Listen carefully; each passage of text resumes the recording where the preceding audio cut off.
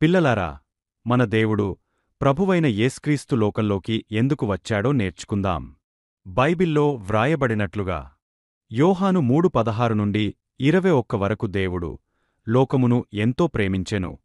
కాగా ఆయన తన అద్వితీయ కుమారునిగా పుట్టిన వానియందు విశ్వాసముంచు ప్రతివాడును నశింపక నిత్యజీవము పొందునట్లు ఆయనను అనుగ్రహించెను. లోకమును శిక్షించుటకే దేవుడు తన కుమారుని లోకములోనికి పంపలేదు, గాని ఆయన ద్వారా లోకము రక్షింపబడునట్లు పంపెను. ఆయనయందు విశ్వాసముంచువాడు శిక్షింపబడడు, విశ్వాసింపనివాడు ఇప్పుడే శిక్షింపబడియున్నాడు. ఎందుకంటే అతడు దేవుని అద్వితీయ కుమారునియందు విశ్వాసింపలేదు. శిక్షావిధి ఇదే: వెలుగు లోకములోనికి వచ్చియున్నది.